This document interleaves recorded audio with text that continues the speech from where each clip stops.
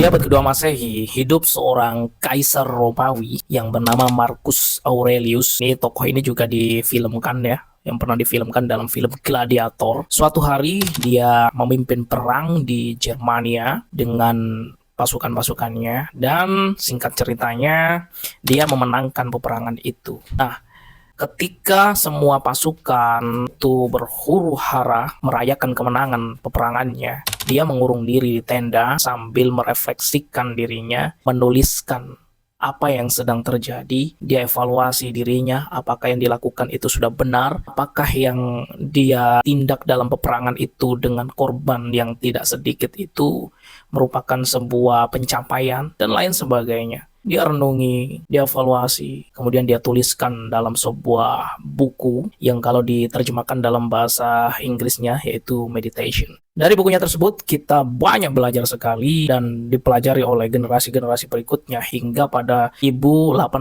tahun pasca kematian si Marcus Aurelius ini, bukunya masih dikutip, diterjemahkan, dibahas, dibaca, yang salah satunya yaitu filsafat Stoa. Teman-teman, kita belajar banyak dari seorang kaisar Romawi satu ini. Bukan hanya keadilannya, bukan hanya kebijaksanaannya, tapi melainkan bagaimana pola pikir atau mindset dari seorang Marcus Aurelius ini.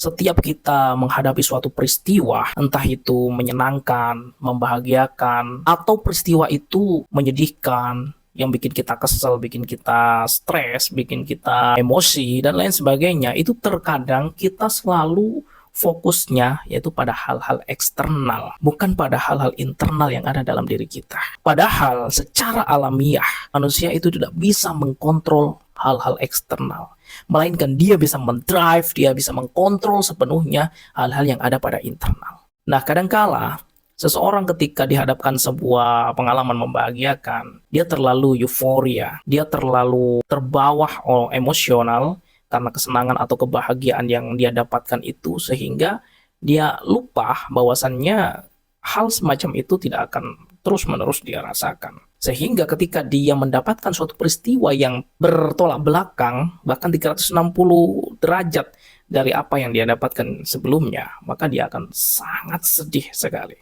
Begitupun juga sebaliknya, ketika seseorang mendapatkan sebuah pengalaman, peristiwa yang tidak sesuai dengan harapannya, tidak sesuai dengan ekspektasinya, tidak sesuai dengan apa yang dia inginkan, maka kekecewaan, kesedihan yang mendalam, stres, depresi, dan lain sebagainya, itu akan dia rasakan. Maka dari itu kita belajar bagaimana kita mengkontrol diri kita, inside, di dalam internal diri kita, yaitu dalam setiap peristiwa. Saya contohkan satu hal sederhana. Misalnya kita dalam keadaan macet, itu kadangkala kita kesel, stres, marah, dan kita menyalahkan eksternal. Kita menyalahkan orang-orang yang begitu banyak membawa kendaraan-kendaraan besar. Kemudian kita kadang menyalahkan hujan, kadang menyalahkan banjir, dan lain sebagainya. Padahal kita tidak bisa mengkontrol semua itu. Siapa yang bisa mengkontrol hujan? Tidak ada. Siapa yang bisa mengkontrol orang tidak memakai mobil pribadi, motor pribadi? Tidak. Siapa yang bisa mengkontrol arus yang begitu atau kuota atau banyaknya kendaraan yang lewat di jalan itu? Tidak bisa. Yang bisa kita kontrol adalah inside diri kita. Bagaimana diri kita itu tidak terpengaruh, tidak terbajak secara emosional atas hal yang atau peristiwa yang kita alami tersebut. Lantas bagaimana kita mengkontrol diri kita atau inside diri kita? Saya ambil contoh tadi ya, ketika kita macet. Maka yang bisa kita kontrol, ya udahlah.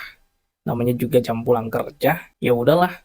Namanya juga perkotaan, ya udahlah. Namanya juga sedang hujan, banjir, otomatis perjalanan itu akan terganggu sehingga karena volumenya kendaraan banyak sehingga terjadi macet. Ya udahlah, sambil merokok diterima, dikontrol sehingga tidak terjadi pembajakan emosional yang mengakibatkan kita stres. Toh kalau saya marah-marah pun, kalau saya emosional pun nggak bisa merubah karena kan sudah macet. Apa yang bisa saya rubah dengan saya emosi? Itu akan membuat saya terganggu secara emosional, membuat bahaya diri saya ketika saya berkendara dengan amarah, dengan emosi, dan lain sebagainya. Itu kesadaran itulah yang harus kita munculkan dalam setiap peristiwa yang relevan. Nah, Kalau kita sudah bisa melakukan hal itu, maka epitelia atau ketenangan jiwa, kebahagiaan itu akan selalu kita rasakan dalam setiap momen, dalam setiap peristiwa, dalam setiap hal yang menimpa diri kita. Entah itu hal-hal yang baik atau hal yang buruk. Tentunya ini berat, tentunya ini susah, tapi bukan tidak mungkin kita bisa melakukan itu.